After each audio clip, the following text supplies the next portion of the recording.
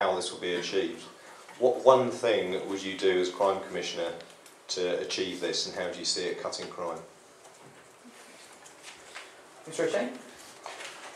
Neighbourhood policing, I think, is an underused and much talked about process. The police at the moment are in the local council offices, which is better than having them in the police stations that they were in before. I think we've got to get them out in the streets, to talking with people, working with people, seeing the community. And I think that probably is the priority that I would put as number one, because the consequence of having the police far more visible on the streets would be to reduce antisocial behaviour, and it would give them a huge opportunity to increase the amount of police intelligence that they collect. And we would be able to have them more out on the streets by having a minimum amount of paperwork and having them supported by non-police or staff, but non-police constable staff, so that the backroom functions can be done by people who are experienced and qualified but don't have a warrant. The good news is that the most recent survey, the British Crime Survey, shows a 10% fall in crime over Surrey. Now, there's differences in the reporting of crime, but that's very positive news. Also, from the young people and their mix of taking alcohol and drugs, that's falling, and that's down to the education programmes that are in place. So they take 10% less substances overall as well. And I think it's a case of building on that rather than scaremongering about crime keeps going up, because actually it doesn't. There is a perception gap between what's happening and the position that we're in where it is falling. In terms of real examples of it, our police have got some equipment and technology at the moment. They've got mobile data terminals that they can put some checks through the system on. It's not enough. I'd like to see them have the tough books that the Hampshire Force have got, where they are mobile, where they can get the data back quickly, where they're not moving from station to station. I'd also like to see them, as we've all said out on the beat, that they're eyes and ears of the community, and making sure that they have got that technology equips them to be able to do that. There's 2,000 systems, as I've said before, that are in use. Across Surrey Police there are systems for almost anything you can think of that simply do not communicate. So I think it is a case of a new broom, having a look at what's happening, seeing what you can fund for that, because there will be a return on investment. Real life example of it, Bramley Golf Club had their golf trophies nicked out of the cabinet. Next day, Farnham Golf Club had their trophies nicked out of the cabinet. It takes a joined up approach to think, well actually, if that's targeted here, then let's alert the other golf clubs, and that's where systems come into their own to be able to do that. Mr. Henny? Yeah, reducing crime is about influencing the behaviour of the antisocial person or the criminals. When someone does something antisocial, or they do a theft or some form of crime, they do it because in their own little way they carried out a cost-benefit analysis of what is the benefit to them of being unpleasant, stealing, assaulting someone, as against the potential cost, i.e. what are the consequences. What I will do with a zero-tolerance policing approach is change the balance of that equation. I will make sure there are consequences and a good chance of being caught. And I'll give you an example of that. How can it be right for you to pay more for one of your parking tickets than burglars get fined? How can it be right for you to pay more for one of your parking tickets than what someone actually pays out for smashing up a load of bus shelters? What we need to do is bring back some consequences so that when people decide to act, they reflect on what could be the cost. But you only get that cost being brought in if they think they're going to be caught.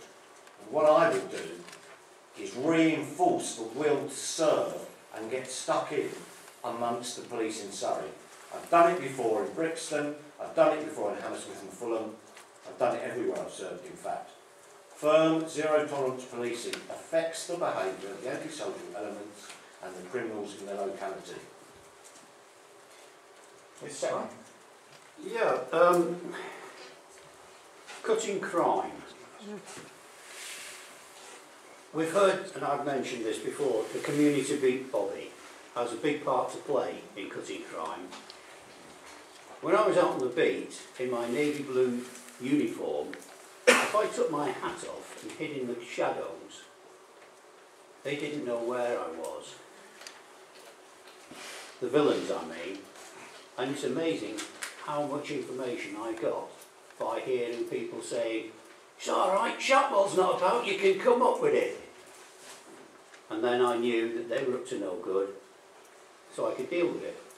So community policing is important. But I totally agree with what Mr. Hurley said. There is no deterrent. I don't know whether you saw the article, I think it was in the Telegraph a couple of days ago. 127 burglaries and 60 thefts of motor vehicles by a juvenile. And the only reason we found out about that is because he was in front of a judge for robbery. And the judge gave him 4 years. Now, 4 years means he'll be out in 2. Or less if he's really lucky. And while he was in, his solicitor or his barrister advised him to come clean. And they'll take them all into consideration. Well, the judge didn't take them all into consideration. He gave him another 5 years. Now, that's what I call a deterrent. And the number of times that I have heard, and believe me, I do speak, I know the villains in Woking. I've nicked most of them, or I've nicked their fathers. And they turn around to me and say, "I can do 6 months standing on my head. I'm only going to be in for 3 months. It's holiday away from the wife and kids." You know, so there's got to be some form of deterrent, realistic deterrent. Sorry, can I just say something on that? Yeah. You've exemplified what the problem is. The fact that you nicked their parents shows that the deterrence isn't working. You've got to break the cycle of people re-offending. And the only way that you can do that is not through being a police and crime commissioner, but through working with the judiciary and working through the legislation that encourages and works with rehabilitation of offenders so that we stop them from recommitting crimes and we stop the young people from getting into crime in the first place. Deterrence just doesn't do that. Yes, but how are you going to do that as a police and crime commissioner? How are you going to do it? Can I come in? I think I've spoken. I've listened to what Kevin and Robert have said as former police officers, and I yield to no one in my admiration for Kevin. I've got to say that because I'm sitting very close to an edge here, and I could feel a gentle shove from him, and I could go over the edge. But I have to say, Hammersmith and Fulham and Brixton are very different, and you will accept very different areas to Surrey, and the methods of policing and zero tolerance that works in Brooklyn and Staten Island is not necessarily what works in Fetcham and Leatherhead. And I've taught in Leatherhead, taught in several parts of Surrey, so I know some of the young people. I've been a youth leader around Surrey, so I know some of the issues that occur. And we've also got to look, and Julie Iles has alluded to this, we've got to look at good practice that happens elsewhere and copy good practice and see what is worth following and not repeat the mistakes. And one of the problems of having 41, 42, 43 police forces across the country is that the same mistakes get made over and over again, and the good practice is not followed. Now, I've also been in and seen Feltham young offenders. I've been into prisons in this country and abroad, and they're generally pretty they're very unpleasant, unsavoury places, and to my mind, as a criminal justice system, they're not working. And we need to, and I know that we've come up with a very satisfactory alternative, but we've had a lot of talk about tonight and other nights about drug offenders and locking up drug offenders. The truth of the matter in this country is that more people come out of prison on drugs than go in on drugs, because drugs, for whatever reason, are rife in prisons. If all this talk about sending people down, and fathers and sons and grandfathers and sending the same families to prison were working, well, they wouldn't, as Nick O'Shea said, you wouldn't have whole families going to prison and following a cycle. And I'm afraid I saw that when I was a teacher.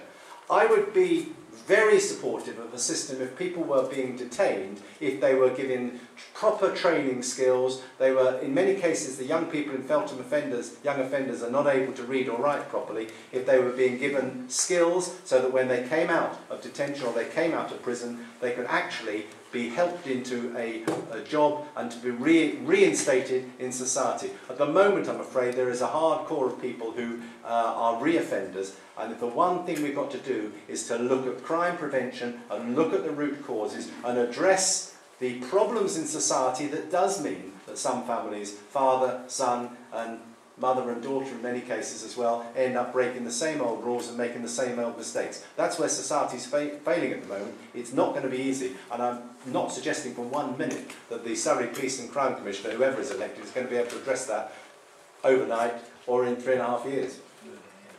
Is it not a fact, you know, we're talking about sentencing and so on, actually, I won't argue about who does it. What I do suggest, though, is my point earlier on about bringing the criminal justice system into a cohesive body is very important, because different bits of the criminal justice system deal with different bits of this problem.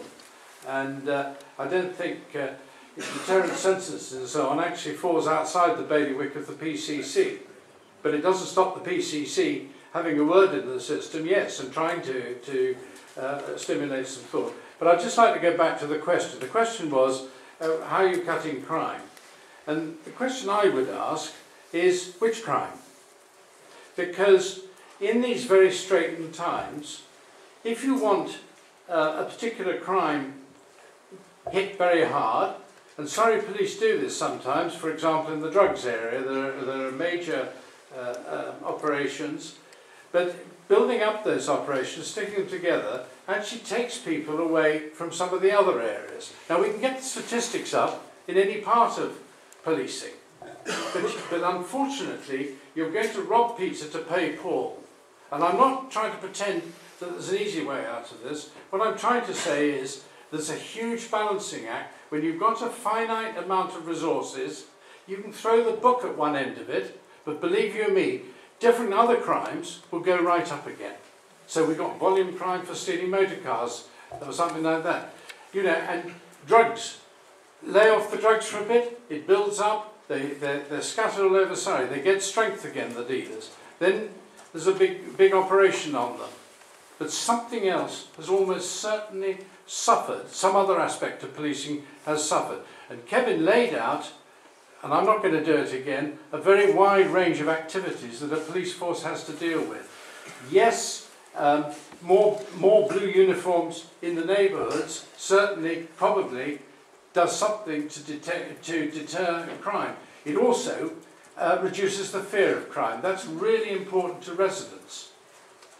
But if we put everybody in a blue uniform in the neighbourhood, I mustn't say we now, if Surrey Police puts all the everybody in the force in a blue uniform on neighbourhoods, who's going to look after the roads policing? Who's going to deal with the counter-terrorism policing? Who's going to deal with the aviation part? Who's going to deal with the dogs? The managing a police force is a very, very challenging balancing act, and let's not think there's a simple answer to anything. And you know, if we're not very careful, you can make statistics show whatever you like, and it all looks very glamorous. I don't want to see that sort of policing. I want to see a general police force that keeps crime, by and large, down and going down. And that is a very clever balancing act, believe you me. Mr. Shatwell, please go back. Yeah, when I spoke about a deterrent effect, I saw somewhere that something in the region of 60% of all people who commit crime do so through the need to finance drugs. Now, drugs, particularly Class A drugs, very, very difficult. Once you're hooked on Class A drugs, and believe me, I've experienced it. Not that I've taken them, I hasten to add. But you got me. But seriously, once you're hooked on those drugs, it is a hell of a job to give them up. It's no good giving them a substitute like methadone for heroin. because they just get hooked on methadone. There's only one way to successfully kill your drug addiction once you're addicted to it, and that is to go through cold turkey. Now, if a person, the maximum sentence for theft, and there's no value attached to the law on this, is 5 years imprisonment. Now, in 5 years, the first year could be used to medically supervise a drug addict going through cold turkey, so they come out of it at the other side clear. Right? That takes a long time. The majority of those people are, should we say, from the lower educational echelon. That's a polite way of saying it.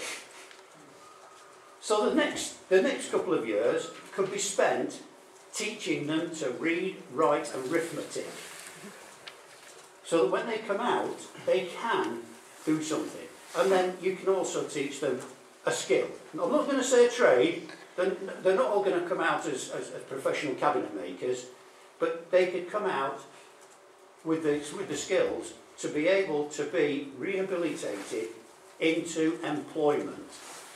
So they're off drugs, they've been educated, they've been rehabilitated.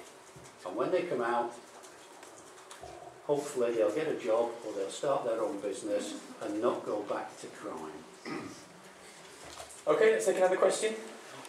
Gentleman in the front row here.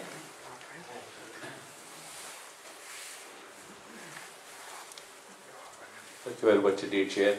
The night after the election, the 16th of November, what would be your top 3 priorities and why?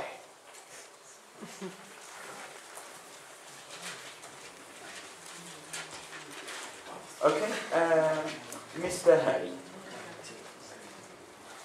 Well, my friends would probably say a few glasses of wine if I won. However,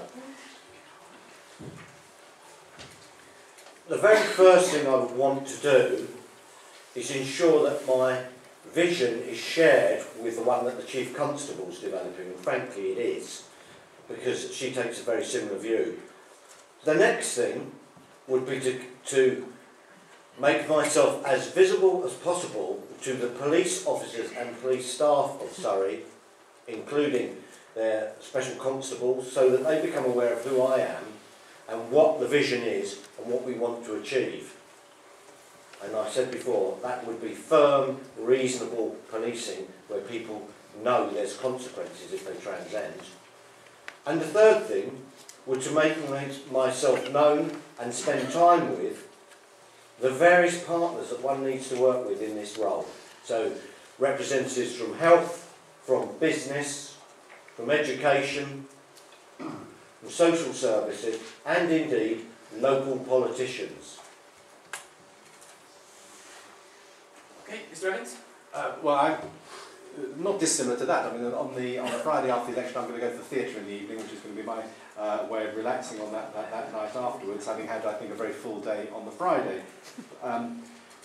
I'll also start a process of engaging with the different organisations across Surrey. You're not going to be able to do it immediately, of course you're not, but letting people know, as anybody would do when they've just been elected to a new position, who they are and how you can contact them. For all the flaws in the system and how people are not having a free post to their houses, certainly in some parts of the county, Surrey are putting up a lot of signs trying to encourage people to get involved in the electoral process. After the election, I hope they'll be as rigorous in making sure there are posters up saying who the new Police and Crime Commissioner is and how you can contact him or her and where you can contact them. And using every possible medium, because people are not going to be all using emails, writing letters, Twitter. All of these have got to be done in a different way. But I will also, and I've made this clear from the word go, try and ensure that as an earliest opportunity the comparatively modest budget of the domestic abuse service in Surrey is reinstated, because I really do believe that that is critical. And while that sort of crime is going on behind closed doors in many homes in Surrey, rich and poor homes, believe you me, some of the richest homes it can happen in, and it's misery for those people, and it's a very small part of the budget, and the people involved in that service will tell you if their budget is reinstated they can support more, usually women, not exclusively, but more women whose lives are torture at the moment. Mr. Shatwell? My priorities, first and foremost, well, I'll leave the first one to the last. I would like to meet with the Chief Constable, have a meaningful meeting with the Chief Constable to find out what her priorities are, so that I can then try and work with her to bring some of those priorities to the fore. The second thing is to meet with my staff, so that we can find out what they've been doing, what they expect of me and what I expect of them. And the first priority, November the 16th, is my son's birthday. He's 42 and he's coming home from Angola. So I think I know what I'll be doing on the night of the 16th of November. Mrs. Iles. 16th of November is obviously the evening of the count. The Commissioner takes office on the 22nd of November, so there's a few days breathing space, but actually I think whoever takes office will want to be getting on and getting in there before the 22nd. Two ways of answering your question, sir. One is very simple and it's laid down in statute. There is a police and crime plan to be written, there is central government funding to be negotiated, and there is a precept to be issued. All of that has to be done by February to get the council tax bills out. So the reality for the Commissioner is that that first 100 days they're not going to be able to influence the longer term strategy that they're looking towards. In my case that would be, as I've said before, preventing crime in the first place, catching criminals when it's committed here and working with the justice system to deliver justice. That will come after that first 100 days once you've set the tone for the office, I believe. Thank you. Mr. Williams? Well, the staff are obviously very important. I have the advantage of knowing all the staff already.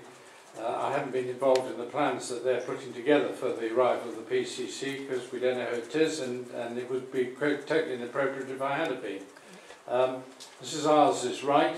The legislation actually lays down a huge number of dates. Actually, they were impossible in the first go around by the Home Office, and they got extended a bit. Nevertheless, there's going to be a very, very busy time just getting the precept, the policing plan, and the budget sorted out. And contrary to what she says, actually, the government grant is actually fixed on a formula. It's a very unsatisfactory formula. We've spent years arguing about it, but it's not much to negotiate because you're stuck with it, unfortunately. Still the damping mechanism isn't repeating. Well, you're getting into complicated technicalities there. I think the thing that really matters is getting together with the Chief Constable and a general direction of travel, and being, both of you being happy while that we get on with that. The second thing is looking at all the claims on the police budget. One of the things the Police and Crime Commissioner is going to do, which the Police Authority didn't do, is deal with a whole lot of community safety funding, which comes in various ways to various bodies at the moment. That needs... Who's that? Was it? Oh, it's me, I think. Sorry, I do apologise. That was not deliberate. This comes in a variety of ways and needs to be put together in an overall package or view so that you can see the whole thing. And I do take a different position to Mr. Evans on this, because I don't think you can pick any one section of policing or any one section of the budget and say, I'm going to restore this or do that or cut that. You need to see the thing, the whole of the financial situation in the round. So I would be urgent on that, urgent on the legislative requirements, and I would like to meet those partners that I don't know, and I know quite a lot of them already anyway, but we must get a much better cohesive work, and I think the PCC is in a position, as I said earlier on, to bring the bits and pieces of the criminal justice system much closer together. We need to start on that very urgently. Mr. O'Shea?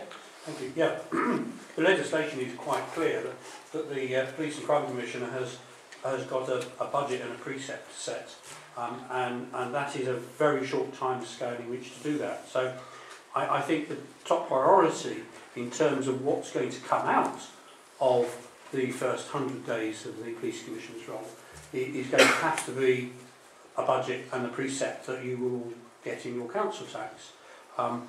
The tasks that the PCC will have to do to get to that point, however, would involve obviously talking with the Chief Constable, not to find out what her priorities are, because you're giving her priorities, but to find out what the current existing situation is regarding the budget and the critical plans and processes that are going on, and start the process of consultation, not just with the panel who have to approve your budget, but also with all of the other consultees that I think we need to involve, and the partners of the County Council and the people like Victim Support, who are going to be looking to the PCC to provide them with funding in future. And that's a very complex web of organisations that I would need to talk to and get their input in very quickly to be able to develop the budget. So I think in terms of the first 100 days, the top three things are going to have to be talking to the Chief Constable and her staff and the Police Federation, talking to the partners, the consultees, the police panel, and getting the budget sorted out. We can then move on to the longer term, setting the priorities, setting the standards, setting the strategy, and working with the individual areas. But priority number one, I'm afraid, is what your council tax is going to be next year. Okay, we've got time to squeeze in one more question. Yeah, gentleman here. As that was an accident, I think we better proceed before I don't want to get involved in affirmative action. Yeah, go ahead, sir, please.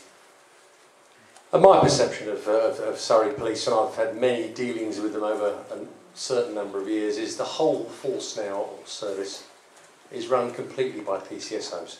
People in the audience will see PCSOs when they should be seeing uniformed police officers, and I know for a fact there are many PCSOs doing jobs that are way beyond their pay grade. What would the panel do to balance that perception? Mr. Evans. Well, I support the role of PCSOs. I think a lot of people up and down Surrey, across the county, in towns and villages, actually are welcome that they've got a PCSO because they haven't got as many police officers as they would like. And PCSOs do a service. It's different from police officers. You may hear other colleagues say they'd rather have special constables on the beat rather than PCSOs. I do think that the legislation for PCSOs needs to be changed. That won't be something that PCC can do, the Police and Crime Commissioner, but I do think the government's got to look at the role of PCSOs, and I think they should upgrade their roles and their responsibilities. But I think they're providing a valuable service, and I take issue with people who criticise them or downgrade them or say they are a waste of space, because a lot of people in Surrey feel, and older people particularly, feel reassured by them. I know there are flaws with them. I know sometimes younger people don't respect them in the way they should, but I think they provide a valuable service. Mr. Hurley. Yeah, I've answered the question. There's a perception by me that they are taking jobs that are far too beyond their pay grade. And well, I'm not going to insult PCSOs. I mean, I've answered your question. Well, you have, because you said they're taking jobs beyond their pay grade. I've said that I think that people across Surrey would rather have a PCSO than a police officer, but they haven't got as many police officers, and I would rather the legislation was changed to give them more powers.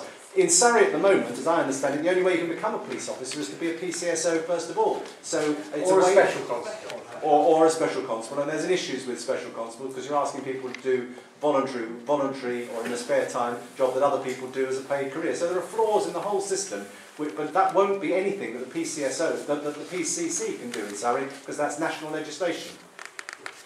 Mr. Henry? Yes, again, a bit of reality. At the current time, a PCSO with 6 years service and the shift allowance that they incur earns more pay than a 3-year service police constable. A PCSO has got almost no powers to deal in any way with any kind of infringement And often, when they deal with the more antisocial elements, the odds, if you like, or criminals, they're laughed at. Now, that is not to say that a lot of good work isn't done by PCSOs, because there are some very highly motivated, pleasant PCSOs spending their time walking around our towns and villages. But given the facts that I've just told you in terms of cost, would you rather the person walking around your towns and villages someone who has a nice chat with you, talks quite nicely to various people, but when it comes down to a burglar walking on the street, a fight, the yob's playing up, they have to call for a police officer who now takes half an hour to an hour to respond, depending on the urgency of the call? Or do you actually like to have your village Bobby back walking around your street? So the answer to your question is, because we have got no money and our budget's being cut, those PCSOs who meet the required standards to be sworn police constables, I will have them absorbed into the police service as sworn police constables. And the other ones who do not for various reasons meet the entry requirements for that, we will find ways to continue to use them as PCSOs, but I will not be recruiting any more PCSOs. Any money will be used for police officers who can actually bring about consequences for antisocial behaviour or criminal behaviour. I'm not saying you're going to lose the person in a police type uniform walking around your village.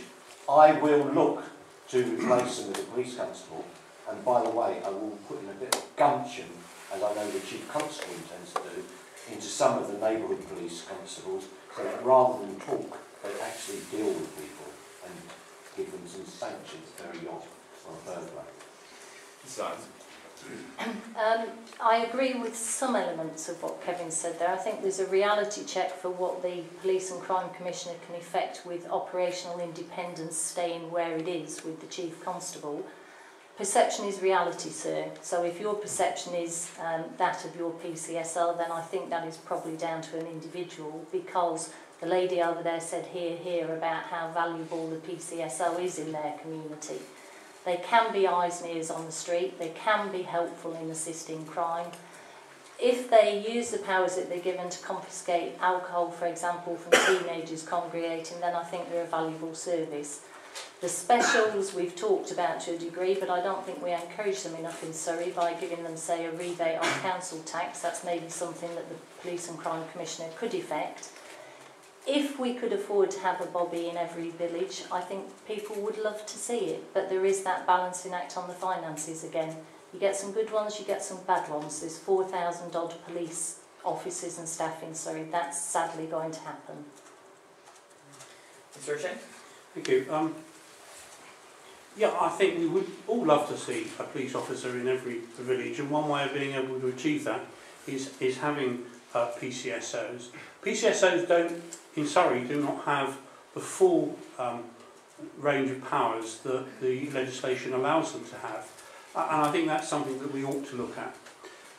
But the vast majority of the work that is undertaken by neighbourhood police officers, PCSOs and warranted officers, doesn't actually need the officers to have a warrant, and consequently it makes sense not to have police warranted officers out doing 95% of the work that could be done by a PCSO. That is an economic reality, that it makes more sense to have that work done by people who are as equally, if not more committed in some respects, but do not cost us as much money. It is wrong to say that you have to be a special constable or a PCSO to join the Surrey Police. The relative of mine who joined Surrey Police about 2.5 years ago went through training and went straight in, and I understand a number of others have. No, you don't. And I think that is a process which is fine. PCSOs who are good enough to be police constables could be recruited into be police constables, but they don't have to be. And I think here another aspect of PCSOs is that they're not part of the strategic policing requirement, and consequently if something happens up in London, Surrey can be told to send its police constables, its warranted officers to London. they can't take our PCSOs away. So you continue to have your PCSO in your village or in your neighbourhood or in your or housing estate, because they can't be taken away by another police force that needs to have that support. And consequently, it gives us a bare minimum, if you like, of support and consistency. So I feel that PCSOs should be valued, and the contribution that they make is not inconsiderable. And as far as special constables are concerned, one of the things I would like to see happen is that the Olympic legacy of volunteering to help society should be looked at as a way of recruiting special constables for Surrey. We haven't been recruiting special constables in Surrey at the moment, and I think that is a shame, because they too add a lot of value. They are volunteers, they have enthusiasm, and they want to give a service. So I see no reason why we should not encourage them to do that and take them up on it. Mr. Shatwell. I very much agree with what Mr. Hurley said about PCSOs. For a PCSO with 6 years service to cost the same as a PC with 3 years service shows me that we might as well do away with the PCSOs and recruit more PCs. Right? Now, the point with PCSOs is that they are not warranted police officers. And much of the law, and we're talking now, I'm standing as the Police and Crime Commissioner, not the Police and Society or Social Commissioner. Crime. We're talking about crime. A police constable may arrest without warrant any person he suspects of having committed a suspected arrestable offence. You and I can only have the power to arrest a person who we know for 100% certainty has committed an arrestable offence. So the first thing you've got to know is what an arrestable offence is. Well, PCSOs are just the same as us. They have a role to play, yes, but I don't think that role should be within the police. Community support, yes, community support. It should come out of a totally separate budget. I'd like to see special constables increased because they are warranted and they have the same powers as a police constable, because that's what they are, a police constable. Mr. Williams.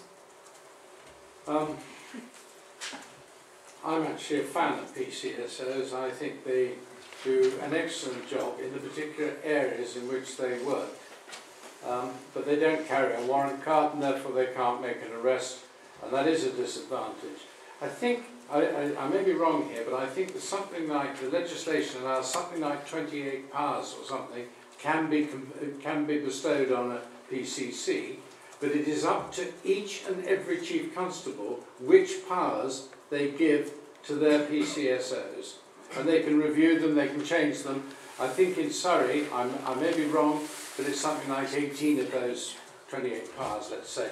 I'm open to correction on the numbers, but that's the way it works. The Chief Constable operationally has a decision how he or she wishes her PCOs and what powers she wants them to have. I have sympathy with Kevin in a way, but I'm not absolutely sure about this business of the relative costs of a PCSO and a police constable. And one of the reasons for this is that the Windsor report, which is going through the Police Arbitration Tribunal, because the two parties couldn't agree, actually will see a reduction in the starting salaries of PCs. I think, personally, this is a big mistake, because very often you get what you pay for. And we're talking about £4,000 a year at quite a low salary. And I think it's a mistake by Windsor in the negotiations that had been had until it went to the Arbitration Tribunal. It had got up to 21,000 from 19,000. But you know, in the end, we're back to what we've been talking about several times this evening, the economic reality of a fixed budget and making it go as far as possible and making providing as many services as possible in that budget. It's interesting that Nick's raised the strategic policing requirement. It's a rather obscure thing in the sense that it doesn't, probably most people in this room don't know what it is, but it's where we contribute to the national. Yes, we could lose our police officers, our warranted officers there. PCSOs don't go. But let's remember at the end of the day, a PCSO is a uniform. It's a blue uniform. It's a slightly different shade of thing. And we do find, and I believe this is, I'm sure that your constable would say this too, the PCSOs do some excellent work, including on intelligence matters, because they get in with local communities. I think we sometimes overdo the specials thing. I'm also extremely supportive of the special constables, which are warranted officers. But it is very important that people we take into the special constabulary are going to make good police officers. It shouldn't just be anybody who fancies putting on a uniform or carrying a warrant card. They need to be suitable people. And sometimes it's not so easy to recruit them. When I first joined Surrey Police 9 years ago, I think we had 250 specials. We've got it up to about 350. But we struggled for ages to get it over 300. And why did we struggle? Not because there weren't the volunteers, but were the volunteers that came forward good enough to make police officers? And I'm sure all of you have views on how police officers should be qualified, how they should behave, how they should treat the public.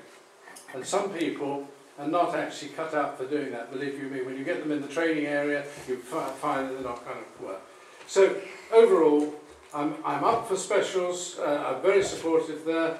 Good idea, but we must get the right people. PCSOs, let us not knock them down. They are a very, very helpful asset. And I would take issue, but I can't in the detail, about the relative costs which has been floated. I just don't know the actual numbers there. I'll just clarify one point. As a borough commander, I attempted to counsel my best PCSOs, and there are a lot of good ones, to come across and join as police constables, and they all said, "Boss, it's £1,500 a year drop. I can't afford to take that." We cannot be afforded. We cannot pay substantial sums of money to people wearing police-type uniforms who haven't got any powers to enforce the law. Yeah. Right, ladies and gentlemen, that's all we've got time for today. Apologies to those of you whose questions I didn't have time to take. Thanks to all of you for coming and to the candidates for answering your questions. At the Dorking and Leatherhead Advertiser, we're determined to make sure that no one has any excuse, certainly not in Mole Valley, for not being fully informed about this election, which is being said nationwide that people haven't got the information at their disposal. We hope that at least in this area people will have.